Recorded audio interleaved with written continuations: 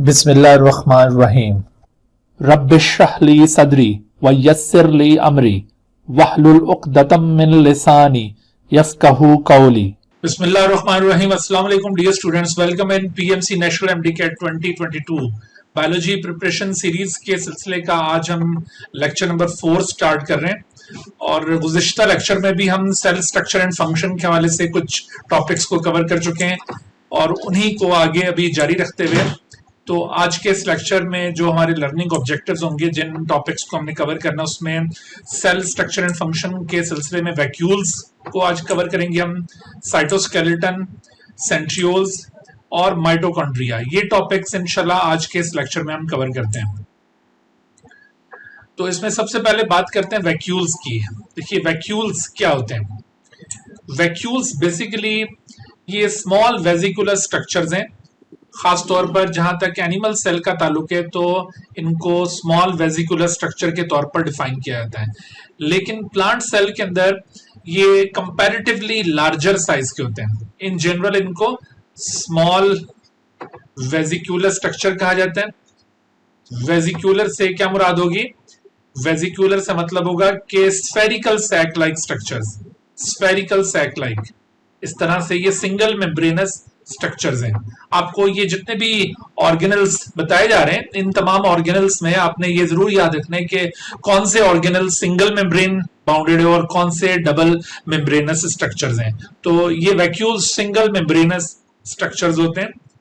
Vacuoles plant और animal cell के अंदर इनका कॉन्सेप्ट डिफरेंट होता है। जैसे मैं भी आपको बता रहा हूं कि प्लांट एनिमल सेल में वैक्यूल्स को स्मॉल वेजिकुलर स्ट्रक्चर का स्टेटस हासिल है, और एक एनिमल सेल के अंदर वैक्यूल्स की दो अकसाम होती हैं। One of them are called food vacuole और दूसरे कॉन्ट्रैक्टाइल वैक्यूल। इन दोनों का जिक्र हम ऑलरेडी लाइसोसोम वाले टॉपिक के अंदर कर चुके हैं। इंट्रासेलुलर डाइजेशन के अंदर आपने इन दोनों का रोल देखा था। तो ये फूड वैक्यूल और contractile vacuole, these are vacuoles of animal cell. इन वैक्यूल्स का ओरिजिन कैसे होता है ये बात भी आप ऑलरेडी समझ चुके हैं।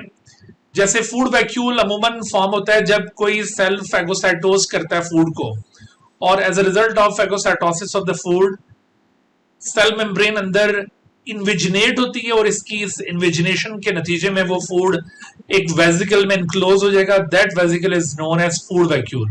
सो इस तरह से ये फूड वैक्यूल वजूद में आएगा, और इसका रोल क्या हो जाएगा? This food vacuole is involve in storage of food. ठीक है, इसके पास फूड का स्टोरेज होगा, लेकिन ये स्टोरेज कोई ज्यादा परमानेंट स्टोरेज नहीं है। This storage of food is temporary, और ये फूड अल्टीमेटली डाइजेस्ट होना होता है। इस फूड वैक्यूल के अंदर जो फूड स्टोर होता है वो अल्टीमेटली डाइजेस्ट होना होता है।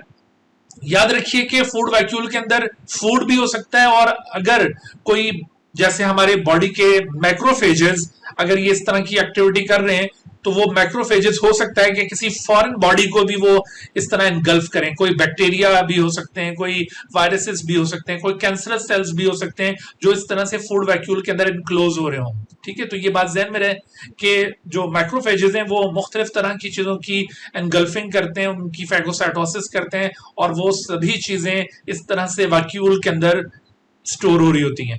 लेकिन फिर ये सेल अपने फूड वैक्यूल की सूरत में उस एनगल्फ किए हुए फूड को पेश कर देता है टू द प्राइमरी लाइसोसोम। तो इस तरह से प्राइमरी लाइसोसोम और इस फूड वैक्यूल की फ्यूजन से एक और स्ट्रक्चर फॉर्म होता है। That structure is known as secondary lysosome. So यूं एक सेकेंडरी लाइसोसोम वजूद में आ जाएगा। यानी अगर आपसे पूछा जाए कि फूड वैक्यूल की फेट क्या होगी, तो food vacuole has to combine with, has to fuse with primary lysosome and to become secondary lysosome। ये इसकी फेट हो सकती है, और अल्टीमेटली फिर जब ये सेकेंडरी लाइसोसोम में डाइजेशन की एक्टिविटी कंप्लीट हो जाती है, तो after completion of digestion digested products तो सेल के अंदर सारी डिस्ट्रीब्यूट हो जाएंगी, साइटोप्लाज्म के अंदर डिस्पर्स हो जाएंगी, लेकिन जितना अनडाइजेस्टेड वेस्ट रह जाएगा वो एक छोटे से वेजिकल की फॉर्म में यहां पर रह जाता है। That small vesicle which contains undigested waste is known as contractile. उसे कॉन्ट्रैक्टाइल वैक्यूल कहा जाएगा। तो कॉन्ट्रैक्टाइल वैक्यूल यूं वजूद में आ रहा है। Contractile vacuole actually originates from secondary lysosome. लेकिन कॉन्ट्रेक्टाइल वैक्यूल ये इसके अलावा और भी काम करते हैं। इस अनडाइजेस्टेड वेस्ट की रिमूवल के साथ साथ, ये अनडाइजेस्टेड वेस्ट अल्टीमेटली जब ये फ्यूज करेगा सेल मेम्ब्रेन के साथ, तो इस तरह से अनडाइजेस्टेड वेस्ट को एक्सोसाइटोज कर देगा।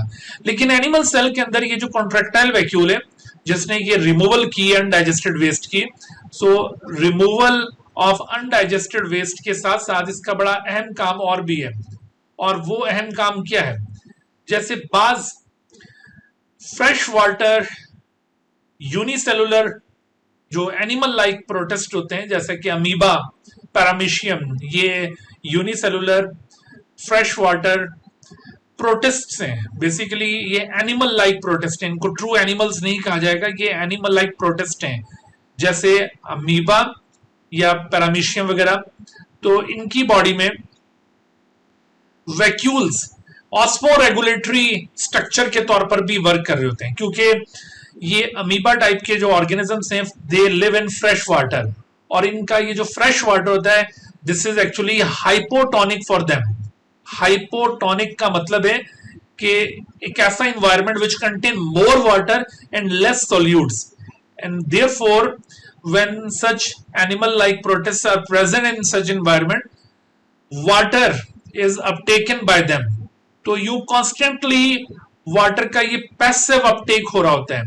This passive uptake of water जो इस फ्रेश वाटर इन्वायरमेंट में हो रहा है, इसकी वजह से इनको एक प्रॉब्लम फेस करना पड़ता है। Due to this passive uptake of water क्या होगा कि इनके अंदर फ्लडिंग हो जाएगी, और चूंकि इनके बाहर कोई protective covering in the form of cell wall नहीं है, लिहाजा इस ज्यादा वाटर के अपटेक करने की वजह से ये क्या कर जाएंगे, बस्ट कर जाएंगे। ठीक है, तो बस्टिंग इनमें हो सकती है, इनकी लाइसिस हो सकती है। इस तरह की जो बस्टिंग होती है, इस तरह की जो लाइसिस होती है, उसे कहा जाता है osmotic lysis. What is this? This is known as osmotic lysis. इस चीज को ऑस्मोटिक लाइसिस कहा जाएगा। यानी ये अमीबा टाइप के ऑर्गेनिज्म ऑस्मोटिक लाइसिस का शिकार हो सकते हैं। ऑस्मोटिक लाइसिस क्यों कहा जा रहा है इसे? क्योंकि ये as a result of osmosis ये लाइसिस हो रहा है। लाइसिस का मतलब होता है ब्रेक डाउन, तो चूंकि ये ऑस्मोसिस के नतीजे में लाइसिस हो रहा है, इस वजह से ऑस्मोटिक लाइसिस कहलाएगा। तो इस ऑस्मोटिक लाइसिस को प्रिवेंट करने के लिए, देखो प्लांट सेल के अंदर तो ऑस्मोटिक लाइसिस या बैक्टीरिया में osmotic lysis is prevented by the cell wall, but in the animal cell how this osmotic lysis is prevented? तो इस ऑस्मोटिक लाइसिस को प्रिवेंट करने के लिए यही कॉन्ट्रैक्टाइल वैक्यूल यहां पर यूटिलाइज होते हैं। ये जितना भी एक्सेस वाटर इन सेल्स के अंदर अपटेक हो रहा होता है, that excess water is uptaken by the contractile vacuole, and time to time these contractile vacuole remove that extra water out of the cell. इस तरह से ये सेल के अंदर वाटर के लेवल को रेगुलेट करने में इन्वॉल्व हो रहे हैं, तो ये इनका ऑस्मो रेगुलेटरी रोल कहलाएगा। ठीक है, तो आपने ये कॉन्ट्रैक्टाइल वैक्यूल का ये एक अलहदा फंक्शन, इसको भी याद रखना है। अगरचे ये फंक्शन डिटेल से यहाँ सेल वाले पोर्शन में गिवन नहीं है, आप जो ऑस्मो रेगुलेशन होम्योस्टेसिस का चैप्टर पढ़ते हैं वहां पर इस बात का जिक्र मिलता है हमें, लेकिन अगरचे वो होम्योस्टेसिस का टॉपिक पीएमसी ने इंक्लूड नहीं किया हुआ, लेकिन आपको ये चीजें भी जरूर साथ कवर करनी है, चूंकि ये वैक्यूल के साथ रिलेटेड कॉन्सेप्ट्स हैं, ये आपको पता होने चाहिए। ठीक है भाई, तो ये था वैक्यूल्स का अहवाल एनिमल सेल के अंदर। अब जरा बात करते हैं प्लांट सेल के अंदर। चूंकि मैंने आपको बताया कि वैक्यूल्स का कॉन्सेप्ट एनिमल और प्लांट सेल में थोड़ा सा मुख्तलिफ होता है, तो प्लांट सेल के अंदर जहां तक वैक्यूल की बात है, तो वैक्यूल प्लांट सेल में, एक यंग प्लांट सेल में तो बहुत सारे छोटे छोटे वैक्यूल होते हैं। एक यंग प्लांट सेल वो एनिमल सेल की तरह ही हो सकता है। एक यंग प्लांट सेल, उसमें न्यूक्लियस अमूमन सेंटर के अंदर मौजूद होता है। Suppose this is a young plant cell, तो इस यंग प्लांट सेल में न्यूक्लियस अमूमन सेंटर में मौजूद होगा और छोटे छोटे से बहुत सारे वैक्यूल्स इसके पास मौजूद होंगे। लेकिन with the passage of time those small vacuoles are gradually fuse together, इनमें कोलेसेंस होता जाता है। कोलेसेंस, कोलेसेंस का मतलब है कि ये आपस में फ्यूज करते जाते हैं, इनमें फ्यूजन हो रही है। कोलेसेंस का मतलब है फ्यूजन। तो ये आपस में फ्यूज करते जाते हैं जैसे जैसे सेल मैच्योर होता रहेगा, और इनकी फ्यूजन से a large central vacuole is formed. This large central vacuole is the characteristic of the plant cell. जब हम प्लांट और एनिमल सेल को डिफरेंशिएट करते हैं तो उसमें ये एक रिकग्निशन फैक्टर होता है, लार्ज सेंट्रल वैक्यूल, जिससे हम पहचानते हैं कि ये एनिमल सेल है या प्लांट सेल है. So this large central vacuole is the characteristic feature of the plant cell. और याद रखिए कि a large central vacuole is the characteristic of a mature plant cell, not a young plant cell. अच्छा, फिर एक और interesting बात देखिए कि this large central vacuole is the property of parenchyma cell, parenchyma and the collenchyma cells. Parenchyma and collenchyma ये दो living cells की types हैं. These both of them are living cells in the plant. But beside them there are certain dead cells in plants which are known as sclerenchyma. ये जो sclerenchyma cells होते हैं, sclerenchyma, these sclerenchyma don't have vacuole. इनके पास कोई vacuole मौजूद नहीं है. They don't have vacuole, क्योंकि इनके पास अंदर प्रोटोप्लाज्म ही मौजूद नहीं है, तो इस वजह से इनके पास वैक्यूल भी मौजूद नहीं होगा. लेकिन पैरेन्काइमा और कोलेनकाइमा जो कि प्लांट के परमानेंट सेल्स हैं, when they get maturity they have a large central vacuole, but when they are young at that time they have many small vacuole. तो प्लांट सेल के अंदर ये जो लार्ज सेंट्रल वैक्यूल है, इसकी कुछ खास प्रॉपर्टीज हैं. For example, this large central vacuole has a specialised membrane known as tonoplast. Keep in your mind that this term is applied only for the membrane of plant cell vacuole. Animal cell vacuole is not known as tonoplast, उसके लिए कोई specific term अलग से नहीं है. तो why we have given this specialized term to this membrane? Actually ये जो टोनोप्लास्ट है, it has some unique properties जिसकी वजह से उसको ये नाम दिया गया है. मिसाल के तौर पर, जैसे tonoplast is rich in transporter proteins. It is rich in transporter molecules. Transporter proteins क्या होती हैं? The transporter proteins are the channels. These are the channels or carriers by which materials are moved across the membrane. So ये transporter proteins यहाँ पर tonoplast के अंदर बहुत richly available हैं. Because of these proteins, plant cell vacuole frequently materials को अपने cytoplasm के साथ exchange कर रहा होता है. Especially it uptakes extra materials, whether those are waste material और दोज आर यूजफुल मटेरियल, उन सभी को ये अपटेक करता जाएगा और अपने अंदर स्टोर करता जाएगा. तो इस तरह से इन वैक्यूल्स की स्टोरेज की वजह से this plant cell vacuole act as store house. तो अगर आपसे प्लांट सेल में स्टोर हाउस का पूछा जाए कि which one is the store house, तो उसमें ना सिर्फ साइटोप्लाज्म को स्टोर हाउस का दर्जा हासिल होगा, बल्कि इसके साथ साथ ये जो वैक्यूल है ये भी स्टोर हाउस के तौर पर एक्ट करता है. ठीक है, एनिमल सेल के अंदर इसको टिपिकली स्टोर हाउस नहीं कहा जाता, अगरचे वो फूड की स्टोरेज अभी मैंने पॉइंट आउट की है, लेकिन वो टेम्परेरली थोड़ी देर के लिए फूड उसके अंदर प्रोसेस करता है और उसके बाद फिर उसे डाइजेस्ट हो जाना होता है. तो इस वजह से वो कोई टिपिकल स्टोर हाउस नहीं है. तो स्टोर हाउस कम से कम ये टर्म उस चीज के लिए हम यूज करेंगे जहां पर ज्यादा देर के लिए कोई चीज स्टोर हो रही होती है. तो प्लांट सेल में साइटोप्लाज्म के साथ साथ ये वैक्यूल भी उनका एक स्टोर हाउस है.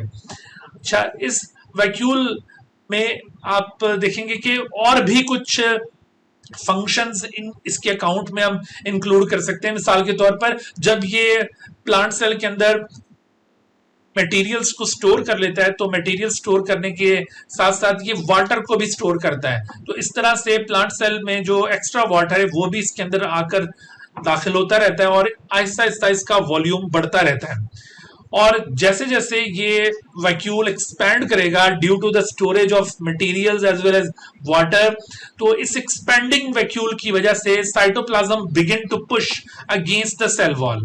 आप देख रहे हैं ये साइटोप्लाज्म के ऊपर एक पुशिंग प्रेशर एक्सर्ट कर रहा है. वैक्यूल चूंकि एक्सपैंड कर रहा है तो this expanding vacuole exerts the pressure upon the cytoplasm और cytoplasm in turn puts this pressure against the cell wall. You इस तरह से सेल वॉल के ऊपर ये प्रेशर एक्सर्ट होगा by the cytoplasm. So this pushing pressure of the cytoplasm due to the expansion of the vacuole is known as a turgor. So this turgor pressure is developed by the vacuole.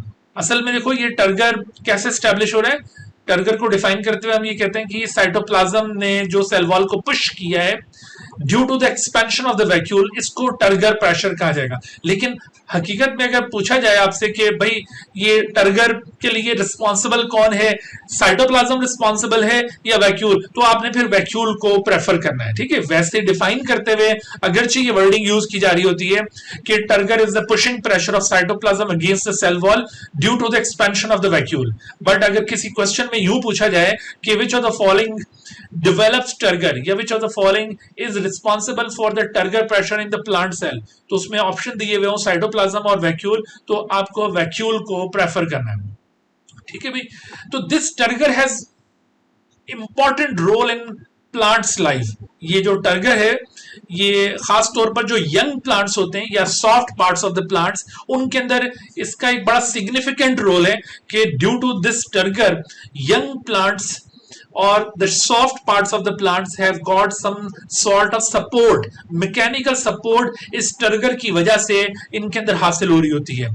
हालांकि अभी secondary cell wall deposit नहीं हुई होती इन young parts के अंदर या soft parts में, जिसकी वजह से वो पार्ट्स बहुत ज्यादा सपोर्टिव हो. तो उस वक्त अभी before the development of the secondary cell wall ये वैक्यूल ही है जो इन सेल्स को सपोर्ट प्रोवाइड करेगा. आपने देखा होगा कि ये जो ग्रासेस के लीव्स होते हैं they remain erect because of this turgor, and if this turgor is lost then what will happen, the loss of turgor is known as wilting.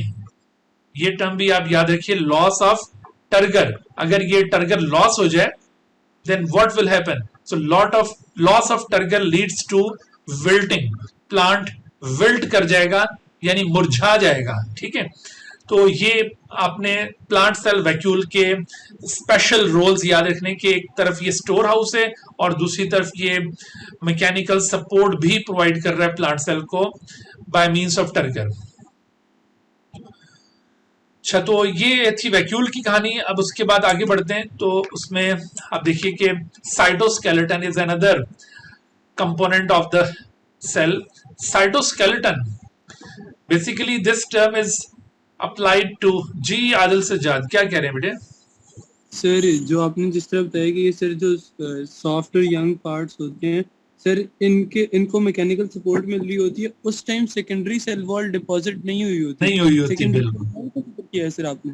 जी बिल्कुल, यानी हाँ जी बिल्कुल, क्योंकि सेकेंडरी सेल वॉल ये जैसे जैसे प्लांट मेच्योरिटी गेन करता जाता है और उसके अंदर वो स्क्लेरन कायमा टाइप के सेल्स स्टैब्लिश होते हैं, तो तब सेकेंडरी सेल वॉल बनेगी.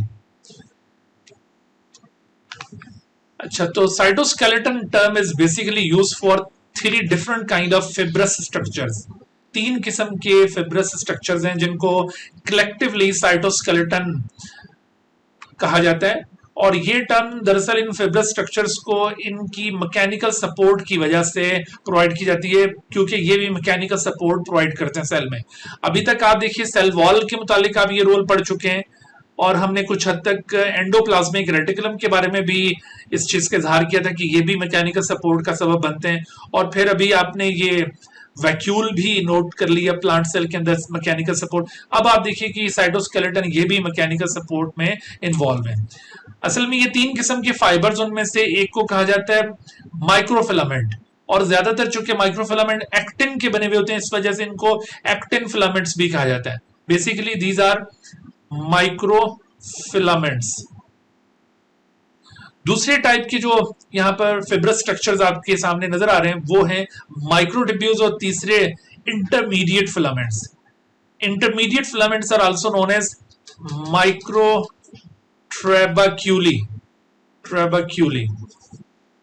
ठीक है, तो ये माइक्रोट्रेबेक्यूली या इंटरमीडिएट फिलामेंट्स.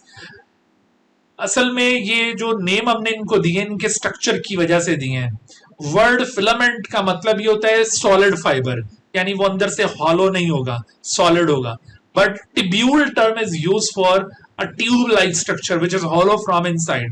तो देखिए ये माइक्रोफिलामेंट ये भी सॉलिड स्ट्रक्चर्स हैं, और जो माइक्रोट्रेबेक्यूली इंटरमीडिएट फिलामेंट्स हैं they are also solid structure, but ये जो माइक्रोट्यूब्यूल्स हैं they have hollow core inside it, ठीक है, ये इस तरह से ट्यूबुलर स्ट्रक्चर्स हैं, that's why they are called microtubule. और इसके अलावा इनका जो डायमीटर है वो इनकी नेम का सबब बन रहा है, ना सिर्फ स्ट्रक्चर बल्कि इसके साथ साथ इनका जो डायमीटर है, जैसे माइक्रोफिलामेंट सबसे कम डायमीटर रखते हैं अप्रोक्सीमेटली 7 नैनोमीटर, और जबकि microtrabeculae intermediate filaments they have approximately 10 nanometre size, और जबकि माइक्रोट्यूब्यूल्स ये 25 नैनोमीटर थिकनेस रखते हैं। लेकिन मसल सेल्स के अंदर ये जो माइक्रोफिलामेंट्स हैं वहां पर इनको मायोफिलामेंट्स के नाम से जाना जाता है। आपने स्केलेटल मसल का स्ट्रक्चर पढ़ा होगा, तो वो जो मायोफिलामेंट्स हैं, those myofilaments are actually the type of the microfilaments, और वहां ये मायोफिलामेंट्स दो स्पेशलाइज्ड किस्म के मायोफिलामेंट्स हैं। One of them are called thin myofilaments, जिनका डायमीटर तो यही 7 नैनोमीटर है, दैट आर एक्टिन, और जबकि दूसरे इनमें कहलाते हैं thick myofilaments. The thick myofilaments have approximately 16 nanometre diameter, यानी इवन उनका जो डायमीटर है वो इंटरमीडिएट फिलामेंट से भी ज्यादा होता है, बट इनफैक्ट वो भी माइक्रोफिलामेंट वाली कैटेगरी में इंक्लूड किए जाते हैं। तो ये आपने एक एक्सेप्शनल केस याद रखना है कि microfilaments which are very much abundant in skeletal muscle cell where they are specially known as myofilament, वहां पर ये खास टर्म इनके लिए यूज की जाती है, that is myofilament। अच्छा, अब इनकी मजीद अगर हम कैरेक्टरिस्टिक्स कंपेयर करें और इनके रोल को एनालाइज करें तो आप देखेंगे इस टेबल के अंदर कि माइक्रोफिलामेंट्स, इंटरमीडिएट फिलामेंट्स और माइक्रोट्यूब्यूल, इन तीनों की केमिकल कंपोजिशन में वाज़ेह तौर पर फर्क नजर आ रहा है। जैसे माइक्रोफिलामेंट्स ये मेनली एक्टिन के बने हुए, और जैसे अभी मैंने बताया कि स्केलेटल मसल सेल के अंदर they may be made up of myosin, ठीक है, वहां पर ये मायोसिन के भी बने हुए हो सकते हैं। इंटरमीडिएट फिलामेंट्स में केराटिन या विमेंटिन या लेमिन और some other kind of proteins may be present, but microtubules are always made up of tubulin protein. यहां पर ये दो किस्म की ट्यूबुलिन है, alpha tubulin and beta tubulin, जो कि डायमर की फॉर्म में होते हैं। मैं अभी आपको ये स्ट्रक्चर के अंदर एक्सप्लेन करता हूं कि किस तरह से इनका स्ट्रक्चर है। देखो यहाँ ये जो एक्टिन है, आपने सेकेंडरी वाले पोर्शन के अंदर ये थिन और थिक मायोफिलामेंट का बहुत डिटेल स्ट्रक्चर पढ़ा होगा। उसमें ये जो थिन मायोफिलामेंट्स होते हैं they are made up of actin. इसके साथ साथ एक्टिन के साथ ट्रोपोमायोसिन भी इनके अंदर मौजूद होती है और ट्रोपोनिन्स भी यहाँ पर प्रेजेंट होती हैं, ठीक है। ये जो तीनों प्रोटीन्स हैं ये स्पेशली जो स्केलेटल मसल के माइक्रोफिलामेंट्स होंगे वहां पर होंगी। Otherwise normally these microfilaments are made up of 2 chains of the actin. Actin की 2 चेन्स आपस में इस तरह से ट्विस्ट कर रही होती हैं।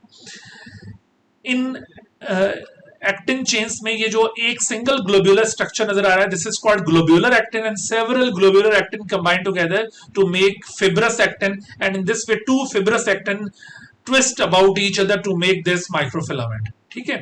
जबकि इंटरमीडिएट फिलामेंट ये केराटिन सब यूनिट्स पर मुश्तमिल हो सकते हैं या विमेंटिन, ये इस तरह केराटिन या विमेंटिन के सेवरल स्ट्रिंग्स होते हैं जिनकी आपस में ट्विस्टिंग से ये फॉर्म होंगे।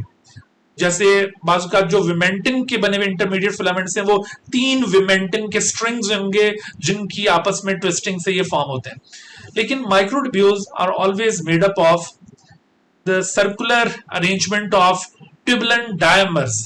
देखो ये ट्यूबुलिन डायमर, एक सिंगल ट्यूबुलिन डायमर, उसके अंदर ये 2 तरह के ट्यूबुलिन नजर आ रहे हैं, एक अल्फा ट्यूबुलिन और दूसरा बीटा ट्यूबुलिन। इस तरह के सेवरल ट्यूबुलिन्स ये सर्कुलरली इस तरह से एक सेंट्रल एक्सिस के अबाउट रोटेट करते जाते हैं, and in this way a hollow core is established inside them और एक ट्यूब्यूल लाइक स्ट्रक्चर फॉर्म हो जाएगा। अच्छा, उसके बाद फिर इसकी मजीद प्रॉपर्टीज में आप इनके फंक्शंस को कंपेयर कर सकते हैं। तीनों ये जो फाइबर्स हैं ये बेसिकली साइटोस्केलेटन है, यानी स्केलेटन ऑफ द सेल, और इस हवाले से ये सेल को मैकेनिकल सपोर्ट प्रोवाइड करें। किस तरह से? जैसे microfilaments they maintain cell shape by resisting tension. Tension का मतलब है कि अगर कोई पुलिंग फोर्स बाहर से अगर सेल को कोई पुल करने के वाली फोर्स है तो उसको ये रेजिस्ट करेंगे इस तरह से सेल शेप को ये मेंटेन रखेंगे। And same is true for the intermediate filaments, they also maintain the cell shape by resisting tension, यानी ये भी पुल को प्रिवेंट करते हैं।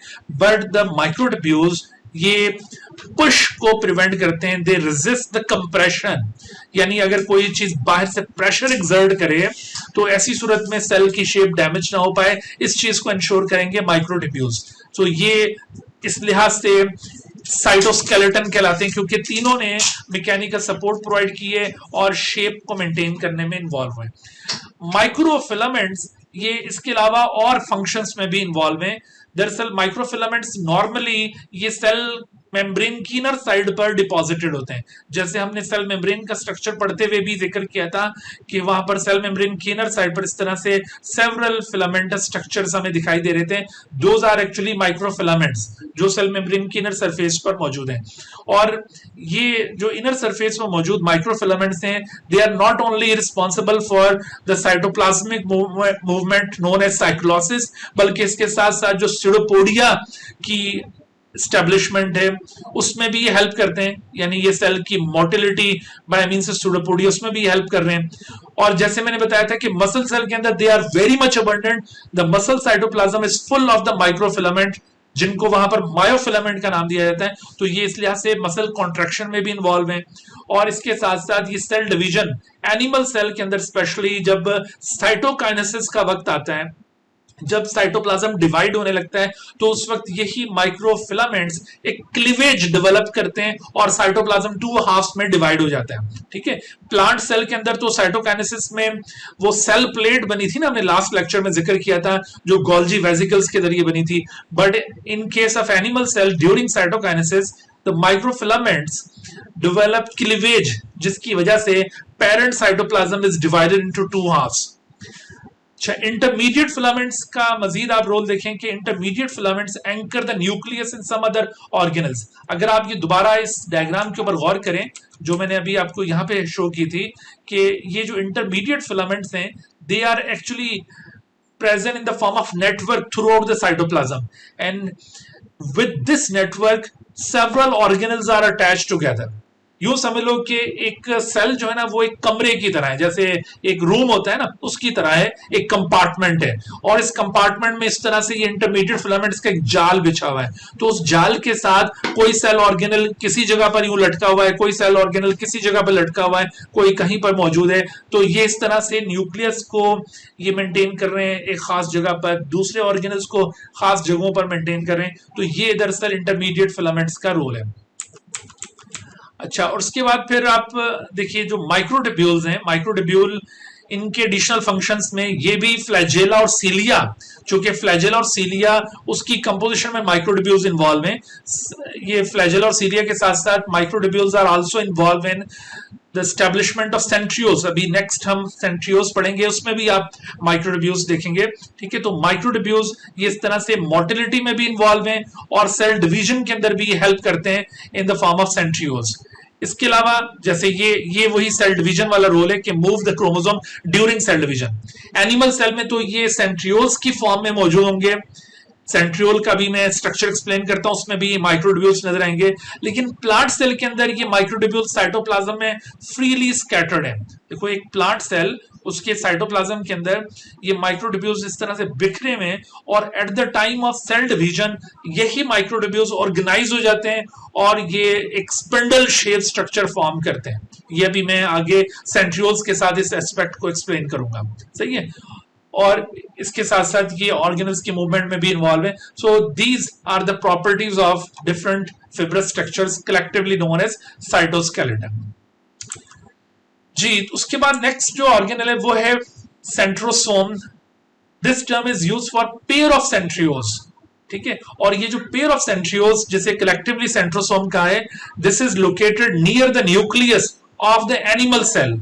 ये ना सिर्फ एनिमल सेल में आपको मिलेंगे, एनिमल सेल में तो ये टिपिकली प्रेजेंट है, उसका एक खास फीचर है ये, लेकिन इसके साथ साथ they are also found in some in fungi like protist. ठीक है, ये फंजाई लाइक प्रोटिस्ट के पास भी मौजूद हैं। What are fungi like protist? Fungi like protist के दो ग्रुप्स आपको नेचर में मिलते हैं. One of them are called slime moulds और दूसरे को कहा जाता है वाटर मोल्ड्स. ठीक है, तो ये फंजाई लाइक प्रोटिस्ट हैं. अच्छा, पहले जमाने में इन फंजाई लाइक प्रोटिस्ट को लोअर प्लांट्स सपोज किया जाता था. इन दोनों ग्रुप्स को क्या कहा जाता था? They were supposed as, Adil एक मिनट ठहरिएगा, they were supposed, they are supposed as lower plants. तो इस वजह से बास जगहों पर आपको बुक्स में ये लिखा हुआ नजर आता है कि centrioles are also found in lower plants. तो यहां पर लोअर प्लांट से मतलब ये है slime moulds and water moulds, जो कि अब करंट क्लासिफिकेशन में इनको फंजाई लाइक प्रोटिस्ट्स कहा जाता है. सो सेंट्रियोल्स जो कि एक पेयर की सूरत में मौजूद है, and the whole pair is known as centrosome. These centrosomes are found in animal cell and in the cells of fungi like protist, जबकि true plant cells and true fungal cells don't have centrioles. Okay, so ये इस लिहाज से बड़ा अहम feature है जो plant और एनिमल सेल में डिफरेंशिएट करने में इन्वॉल्व होता है. जी आदिल बेटे, क्या सवाल पूछ रहे हैं आप? मैं कह रहा था कि हमने फर्स्ट ईयर में मैक्सोमाइकोटा, रूमाइकोटा पढ़ी थी, वही है जी. स्लाइम मोल्ड्स और मैक्सोमाइकोट और जो वाटर मोल्ड्स हैं वो माइकोट्स हैं. अच्छा भाई, तो ये सेंट्रोसोम जो कि आपको मैंने बताया कि न्यूक्लियस के करीब इसकी लोकेशन होती है.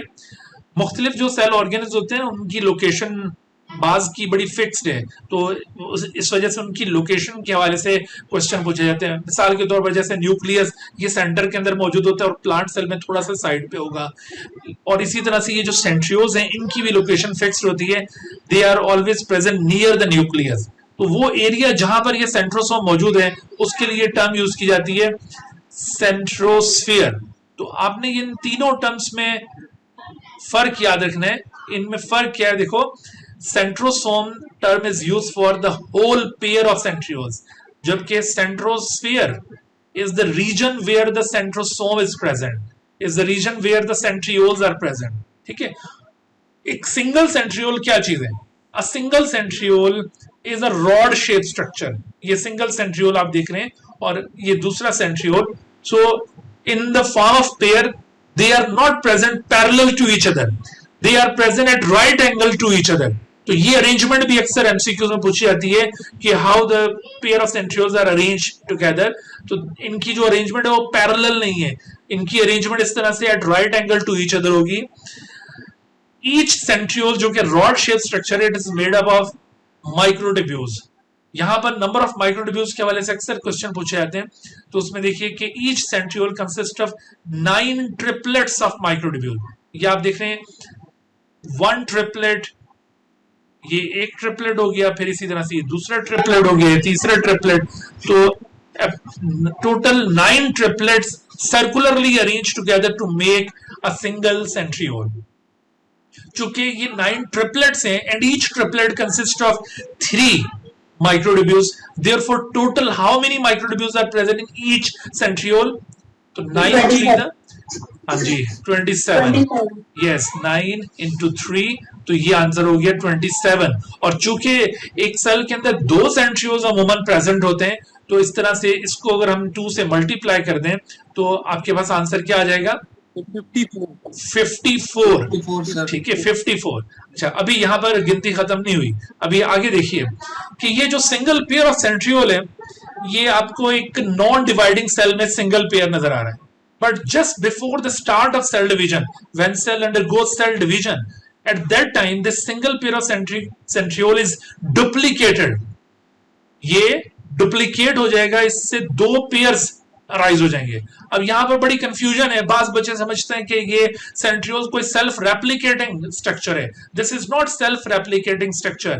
देखो, सेल्फ रेप्लिकेशन के लिए अपनी मशीनरी का होना जरूरी है. जैसे मिसाल के तौर पर माइटोकॉन्ड्रिया और क्लोरोप्लास्ट में भी आप देखेंगे उनके पास डीएनए, उनके पास आरएनए, उनके पास राइबोसोम और डिफरेंट प्रोटीन अपनी मौजूद है. तो सेंट्रियोल्स के पास ये सारे लवाजमात मौजूद नहीं है. Therefore, centriole is not a self replicating but it duplicates. तो ये डुप्लीकेशन कैसे होती है? सेल की मशीनरी इनकी डुप्लीकेशन करेगी and this single pair is transform into 2 pairs just before the start of cell division, and during cell division ये 2 pairs की फॉर्म में आपको सेल में मिलेंगे। लिहाजा जब ये क्वेश्चन नंबर ऑफ माइक्रोट्यूब्यूल्स का पूछा जाए तो उसमें आपने गौर कर लेना है कि वो किस स्टेज में आपसे पूछ रहा है। मिसाल के तौर पर देखो, ये सेल की जो लाइफ होती है उसे क्या कहा जाता है? The whole life of the cell, उसे कहते हैं सेल साइकिल। उसे क्या कहते हैं? Cell cycle. तो सेल साइकिल में डिफरेंट फेजेस आपने पढ़े होंगे। One of them is known as M phase, G1 phase, ठीक है, S फेज और G2 फेज। तो इस तरह से ये डिफरेंट फेजेस हैं। तो ये G1 से लेकर और फिर ये आगे G2 तक ये सारे जो फेजेस हैं इनको क्या कहा जाता है? ये कलेक्टिवली कहलाते हैं इंटरफेज। इंटरफेज का मतलब है non dividing phase, non dividing phase of the cell's life. तो during cell division M phase के दौरान ये 2 पेयर्स होंगे। अदरवाइज इंटरफेज में जब भी आपसे पूछा जाए तो आपने इंटरफेज में इनको सिंगल पेयर अज्यूम करना है, अनलेस कि आपसे ये कहा जाए कि in late interphase. Late interphase का मतलब होगा just before the start of cell division. तो उस लेट इंटरफेज में ये 2 पेयर्स बन चुके होंगे, बट इन इंटरफेज अगर कहा जाए तो उसमें इसको आपने 2 पेयर्स कभी भी अज्यूम नहीं करना, सिंगल पेयर ही अज्यूम किया जाएगा इसे, सही। और इसी तरह से अगर आप G1 फेज में इसका नंबर आपसे पूछ रहे हैं, S फेज में या G2 में, तो ऐसी सूरत में आप ये इसको सिंगल पेयर ही तस्वर करेंगे जब तक कि ये ना कहा जाए कि इन लेट G2 फेज या इन लेट इंटरफेज, तो तब आप इसको 2 सपोज करेंगे। और इसी तरह से एम फेज में भी ये 2 पेयर्स हो जाएंगे। तो अगर ये 2 पेयर्स हो गए तो नंबर ऑफ माइक्रोट्यूब्यूल्स कितने हो जाएंगे? 54 प्लस 54, तो ये कितना हो गया नंबर? 108। तो ये आपने नंबर जी, तो इन नंबर से आप जरूर वाकिफ हो, इनसे फैमिलियर हो, ताकि अगर ये इस तरह का कोई क्वेश्चन है तो आप इजीली उसको सॉल्व कर सकें। अच्छा, अब जरा देखिए कि ये जो सेंट्रियोल्स हैं इनका रोल है क्या। सेंट्रियोल बेसिकली जो कि एक pair of rod shape structure है, ये प्रॉपर्टी सारी हम डिस्कस कर चुके हैं। तो ये सेंट्रियोल्स बेसिकली किस चीज के लिए रिस्पॉन्सिबल है? सेंट्रियोल जब ये डुप्लीकेट हो जाते हैं और 2 पेयर्स बन जाते हैं इनमें से, तो ये 2 पेयर्स मूव करके अपोजिट पोल्स की तरफ चले जाते हैं। इस तरह से सेल के अंदर बाइपोलैरिटी क्रिएट हो जाती है, 2 पोल्स स्टैब्लिश हो जाते हैं। और जब ये 2 पोल्स स्टैब्लिश कर लेंगे तो इस तरह से अब देखिए इन 2 पोल्स से 3 किस्म के माइक्रोट्यूब्यूल्स रेडिएट करेंगे।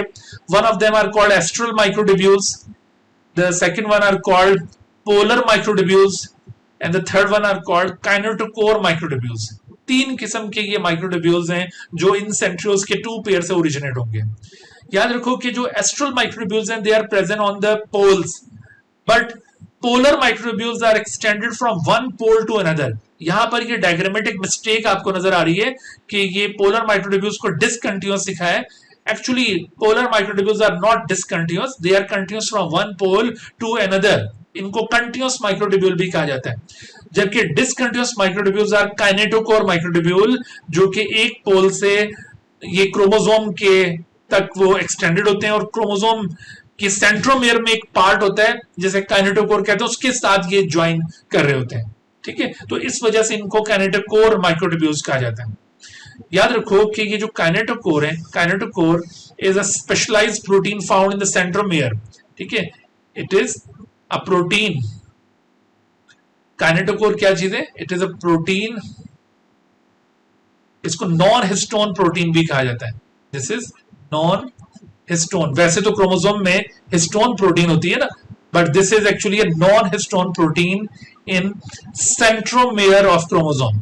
इन सेंट्रोमेयर ऑफ क्रोमोसोम, ये क्रोमोसोम के सेंट्रोमेयर में पाई जाने वाली एक नॉन हिस्टोन प्रोटीन है which is known as kinetochore.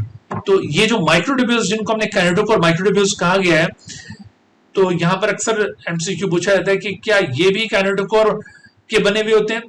No. Keep in your mind that microtubules are always made up of which protein? Tubulin. ये कंपोजिशन याद रखिएगा माइक्रोट्यूब्यूल्स की, ये ट्यूबुलिन के बने हुए। बेशक इनका नाम ये काइनेटोकोर माइक्रोट्यूब्यूल है, वो नाम सिर्फ इस वजह से दिया है कि ये चूंकि काइनेटोकोर रीजन पर जाकर बाइंड करते हैं क्रोमोसोम के ऊपर, इस वजह से, सही है। अच्छा, तो इनमें से 3 किस्म के ये जो माइक्रोट्यूब्यूल्स मैंने आपको बताए, बता दें काइनेटोकोर माइक्रोट्यूब्यूल्स की।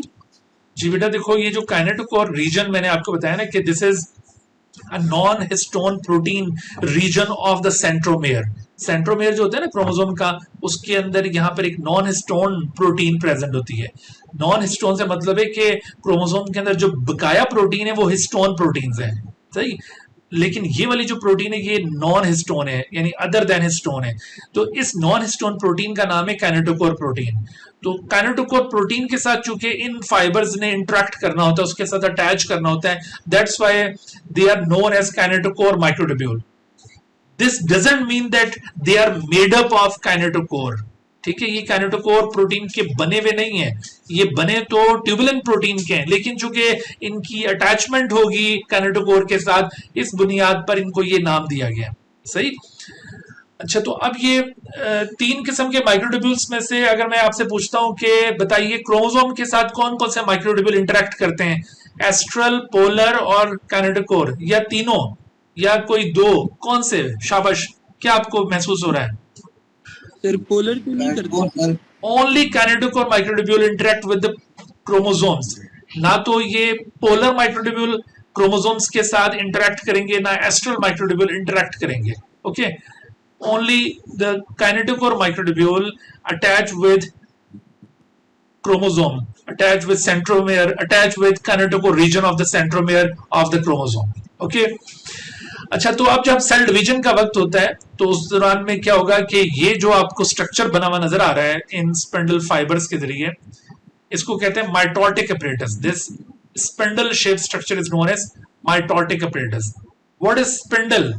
The term spindle is used for, spindle क्या है? Spindle बेसिकली एक धागे का गुच्छा है। जैसे हम एक किसी स्टिक के ऊपर धागे को लपेटते जाएं लपेटते जाएं लपेटते जाएं, तो आप देखेंगे कि वो सेंटर से यूं मोटा हो जाएगा और उसके एंड्स थोड़े से यूं पतले होंगे। दैट गुच्छा ऑफ द धागा इज नोन एज स्पेंडल। उसके लिए ये स्पेंडल वर्ड यूज किया जाता है। और चूंकि इसकी शक्ल, ये जो आप स्ट्रक्चर देख रहे हैं इन माइक्रोट्यूब्यूल्स का बना हुआ स्ट्रक्चर, चूंकि इसकी शक्ल वो स्पेंडल की तरह की है, that's why this is known as, these are called spindle fibres. इनको इस वजह से स्पेंडल फाइबर्स कहा गया। ये हमारी जो आंख की शक्ल है ये भी स्पेंडल शेप होती है।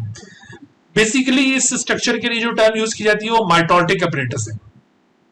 यहां पर ये बात भी क्लियर कर ले माइंड में कि ये माइटोटिक apparatus सिर्फ माइटोसिस में नहीं बनता बल्कि मियोसिस में भी बनता है, लेकिन वहां पर भी इसको माइटोटिक apparatus ही कहा जाता है, ठीक है। उसके लिए अलग से इसको मियोटिक apparatus नहीं कहते, माइटोटिक apparatus ही कहा जाता है इसे।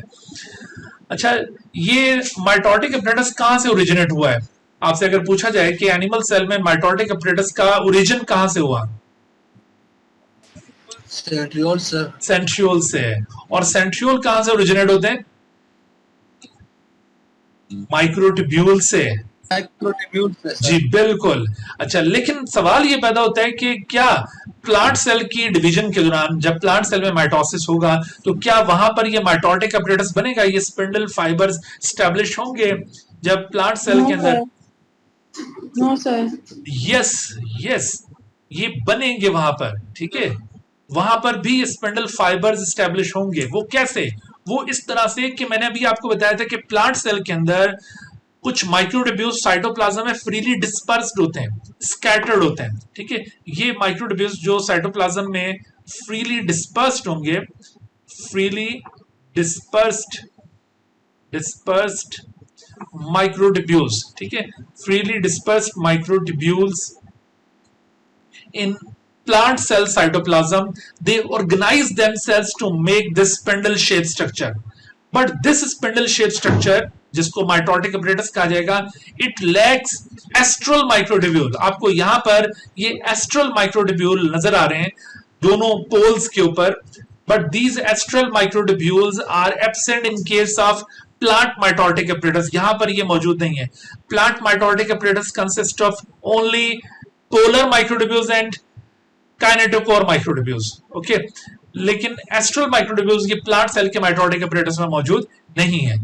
लिहाजा अगर आपसे ये डिफरेंस का कोई इस तरह क्वेश्चन पूछा जाए, किसी एमसीक्यू में डिफरेंस का कॉन्सेप्ट आपसे पूछा जा रहा है, तो उसमें आपने ये पॉइंट याद रखना है कि प्लांट और एनिमल के माइटोटिक apparatus में ना सिर्फ ओरिजिन का फर्क है plant mitotic apparatus originates from freely dispersed microtubule of the cytoplasm, जबकि animal mitotic apparatus originates from centrioles. बल्कि इसके साथ साथ इनके स्ट्रक्चर में भी फर्क है, जैसे plant mitotic apparatus lacks astral microtubules, जबकि एनिमल माइटोटिक apparatus में astral microtubules भी प्रेजेंट है. अच्छा, अगर मैं आपसे ये यहाँ पर सवाल पूछता हूं कि बताइए ये जो फ्रीली डिस्पर्स माइक्रोट्यूब्यूल हैं प्लांट के साइटोप्लाज्म में और दूसरी तरफ ये एनिमल के पास जो सेंट्रियोल्स हैं, क्या दोनों स्ट्रक्चरली एक जैसे हैं या मुख्तलिफ हैं? सर एक जैसे होंगे सर. क्यों एक जैसे होंगे भाई? ये देखो जो सेंट्रियोल्स हैं वो तो अभी आपको मैंने बताया कि they have characteristic arrangement of triplets of microtubule. ठीक है, ये triplets of microtubule circularly arrange होकर सेंट्रियोल फॉर्म करते हैं. तो ये तो एक बड़ा कॉम्पैक्ट सा स्ट्रक्चर है ना सेंट्रियोल. जबकि ये जो फ्रीली डिस्पर्स माइक्रोट्यूब्यूल है, क्या इनका स्ट्रक्चर ऐसा कॉम्पैक्ट है? तो क्या स्ट्रक्चरली इनको अलाइक कहा जा सकता है? No, they are not structurally alike. But अगर मैं आपसे पूछता हूं कि ये फ्रीली डिस्पर्स माइक्रोट्यूब्यूल और सेंट्रियोल्स, क्या इन दोनों का फंक्शन सेम है या डिफरेंट है? तो अब क्या कहेंगे आप? सेम है सर. सेम है. तो दो ऐसी चीजें जो स्ट्रक्चरली मुख्तलिफ हों बट फंक्शनली अलाइक हों, उनको क्या कहना चाहिए? ये एनालोगस है एक दूसरे के या होमोलोगस हैं? इनके लिए क्या सुटेबल टर्म है? What do you think?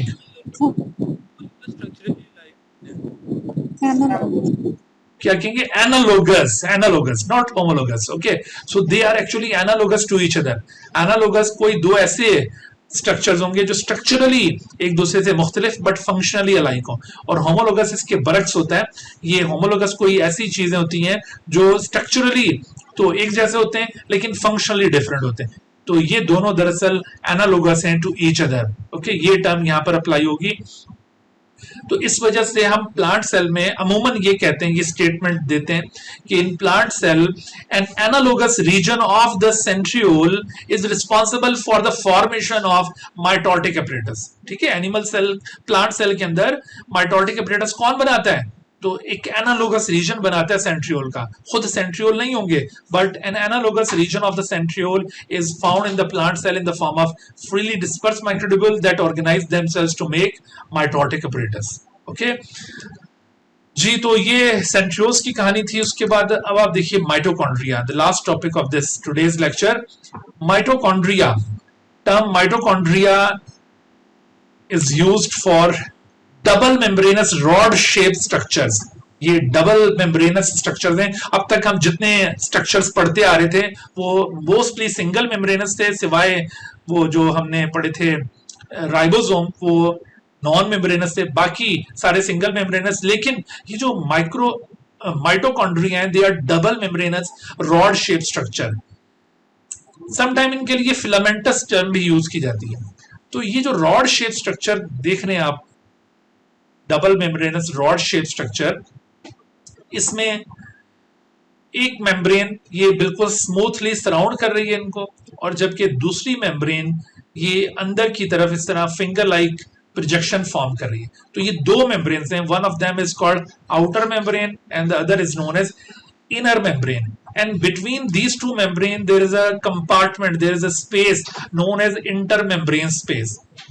दरअसल ये जो इनर मेम्ब्रेन है, इस इनर मेम्ब्रेन ने माइटोकॉन्ड्रिया के अंदर दो कंपार्टमेंट्स क्रिएट कर दिए हैं. एक कंपार्टमेंट को तो हम कह रहे हैं inter membrane space. What is the name use for the other compartment? तो अदर कंपार्टमेंट को कहते हैं matrix. Okay, so in this way two compartments have been established in the mitochondrion. Mitochondrion singular word है और mitochondria plural है. सही है, तो ये दो कंपार्टमेंट्स हैं.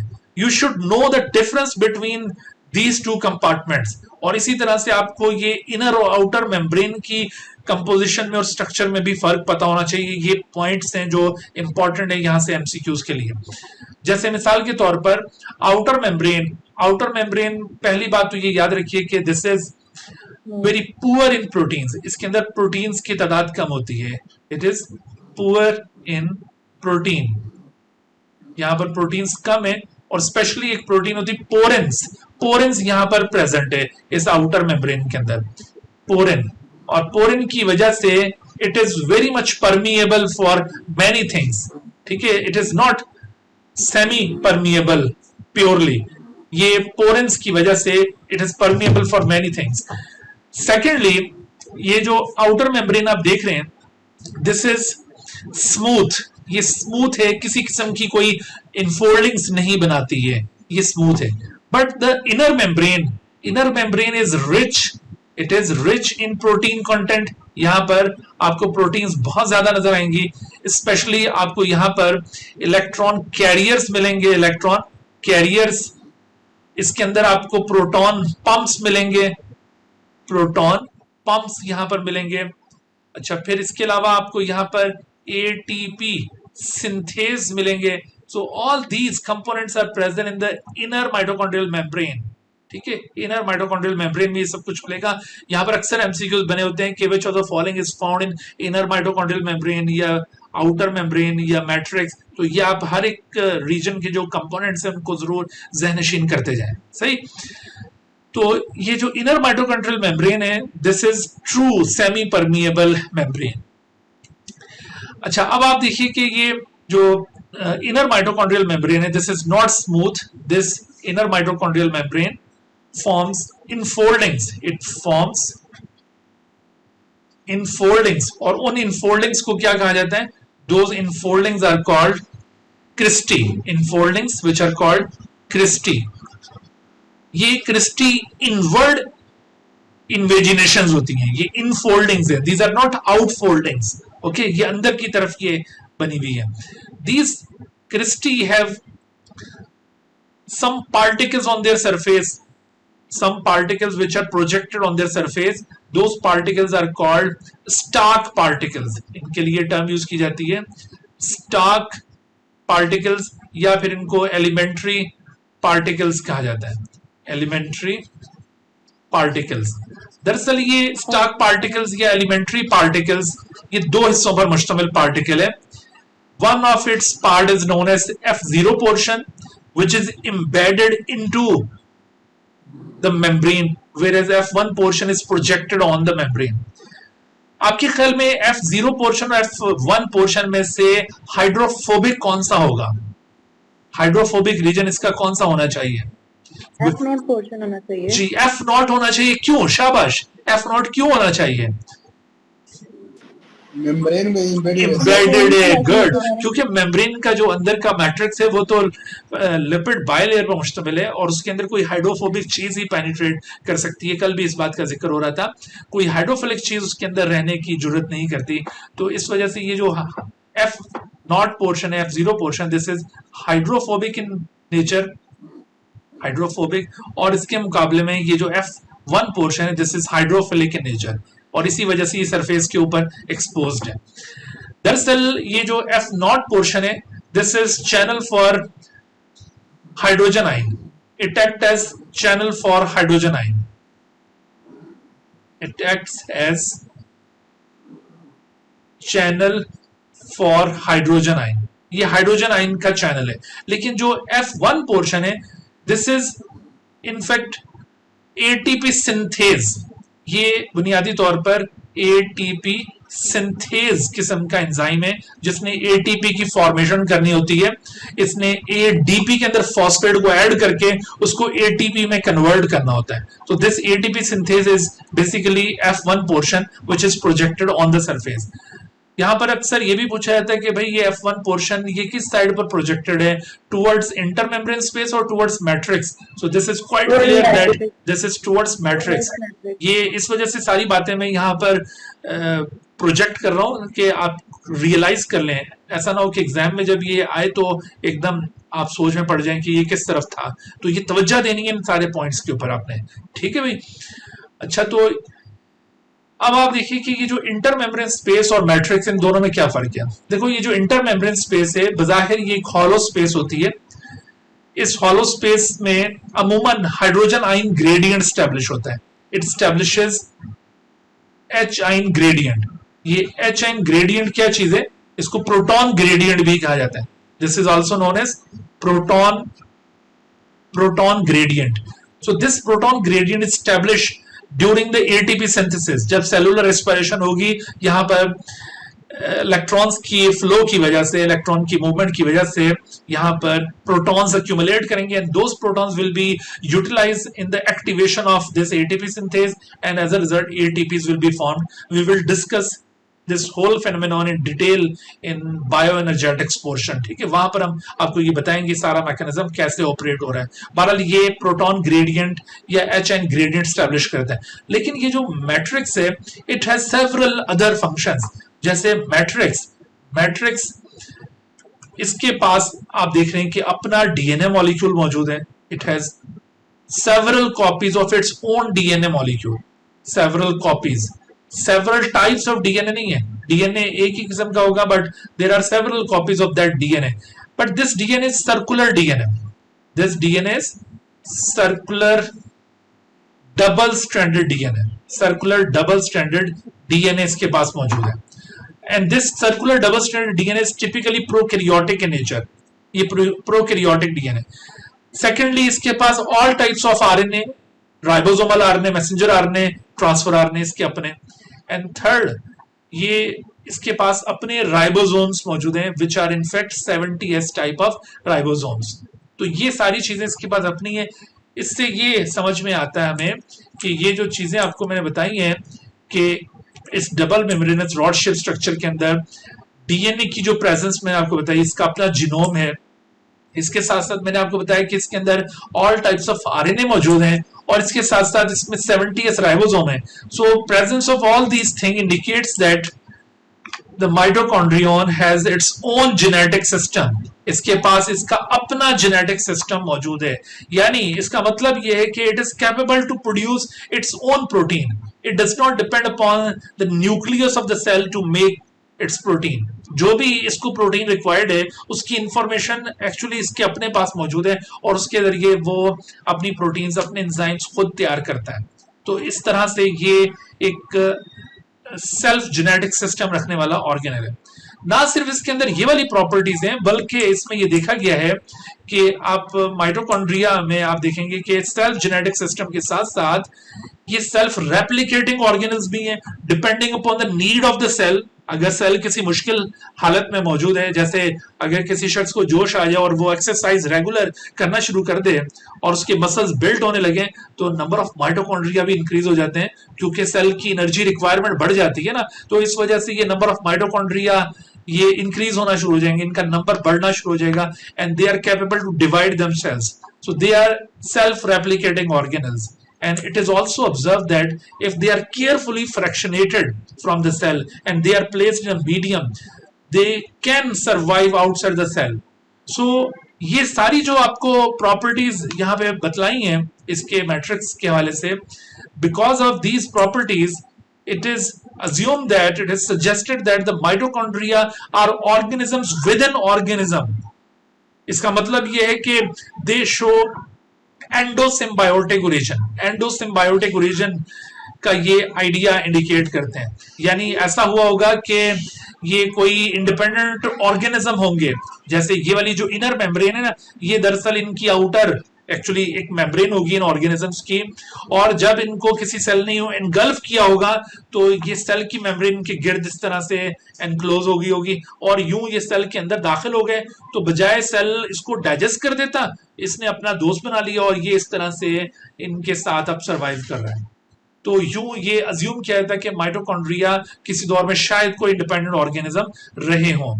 तो ये अक्सर एमसीक्यू बनता होता है कि which of the following organelle is an organism with an organism. तो ये माइटोकॉन्ड्रिया के बारे में ये बात पूछी जा रही है.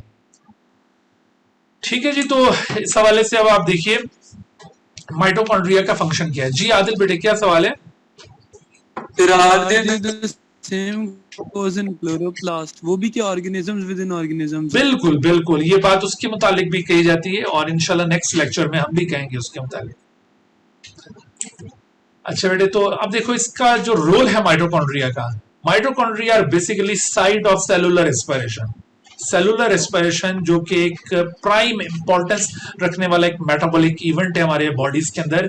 तो सेलुलर रेस्पिरेशन की ये साइट है and because of the site of cellular respiration, mitochondria are generally called as powerhouse of the cell, because cellular respiration is the activity that transform energy, that transform one chemical form of energy into another chemical form of energy. ठीक है, ये जो chloroplast होते हैं, they can also transform energy, लेकिन वो radiant energy को chemical energy में ट्रांसफॉर्म करते हैं. बट आप ये याद रखो कि जो सेलुलर रेस्पिरेशन है, cellular respiration transform chemical form of energy from one form to another, और इस वजह से इनको क्या कहा जाता है, power house of the cell. तो सेलुलर रेस्पिरेशन आपने पढ़ी होगी, ये दो किस्म की होती है. One of them is known as aerobic respiration and other is anaerobic respiration. So यहाँ पर क्वेश्चन ये राइज होता है कि माइटोकॉन्ड्रिया ये कौन सी रेस्पिरेशन के साथ कंसर्न है, एरोबिक के साथ या एनारोबिक के साथ, या दोनों के साथ? आपका क्या ख्याल है भाई?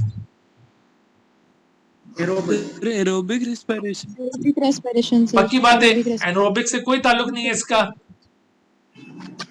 No sir. वेरी गुड, आपको जरूर डॉक्टर बनना चाहिए. तो ये एनारोबिक रेस्पिरेशन से इसका कोई लिंक नहीं है, ये सिर्फ एरोबिक रेस्पिरेशन के साथ कंसर्न है.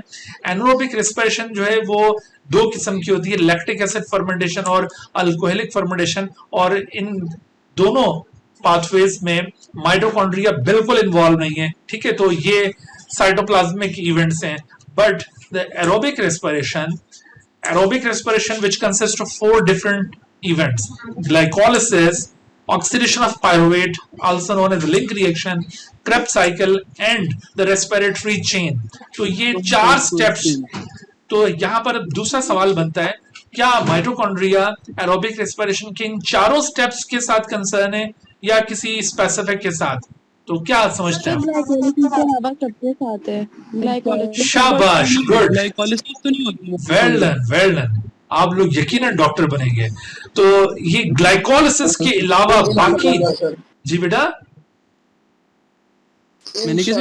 इंशाल्लाह इंशाल्लाह बिल्कुल जी. तो देखिए ना, आप इंशाल्लाह हमसे ये बायोलॉजी पढ़ रहे हैं तो आपका हक बनता है डॉक्टर बनने का.